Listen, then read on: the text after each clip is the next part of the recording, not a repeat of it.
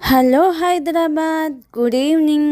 ఈరోజైతే మన ఛానల్లో మా ఇంటి గణేష్ నిమజ్జనం ఎలా జరుపుకున్నామో చూసేద్దాం రండి.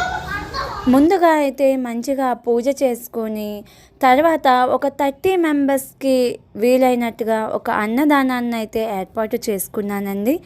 ముందుగా నా చేతులతో ప్రిపేర్ చేసిన నైవేద్యాన్ని గణేశునికి సమర్పించుకున్నానండి.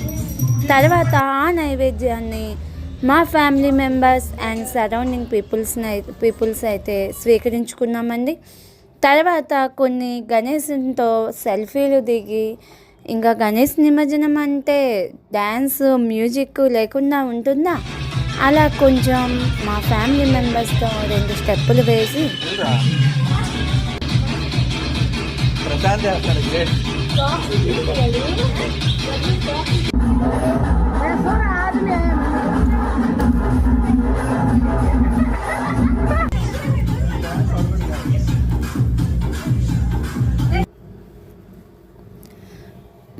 కొన్ని పిక్స్ అయితే దిగి మంచిగా ఇంకా డ్యాన్స్ని ఎంజాయ్ చేస్తూ, ఇంకా లడ్డూనైతే వేలం పాట వేసామండి. దాంట్లో మా శ్రీవారు అయితే గెలుచుకున్నారు లడ్డూని 500 రూపీస్కి.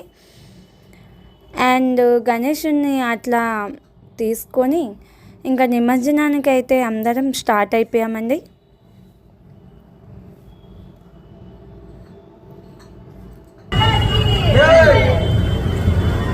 గణేశుని పట్టుకొని ఎవరు బైక్ పైన వాళ్ళు ఇంకా స్టార్ట్ అయిపోయామండి.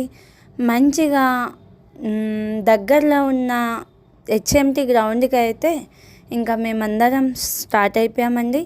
అలా మా ఇంటి దగ్గర అందరం కలిసి బైక్ పైన నిమజ్జనానికైతే స్టార్ట్ అయిపోయామండి.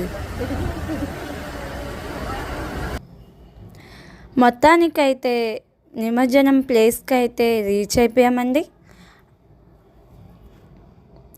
మనతో ఇన్ని డేస్ గణేశుని పంపించాలంటే కొంచెం బాధగా అయితే ఉంటుంది, కానీ మళ్ళీ నెక్స్ట్ ఇయర్ అయితే గణేశుడు రావాలిగా.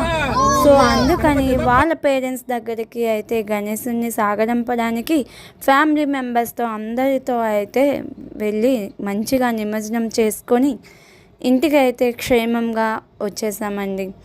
అక్కడే నిమజ్జనం దగ్గర ఇంకా లాస్ట్గా హారతి ఇచ్చి గణేశునికి బాయ్ చెప్పి నెక్స్ట్ ఇయర్ తొందరగా రావాలి అని చెప్పి గణేశునికి అయితే బాయ్ చెప్పేసాం.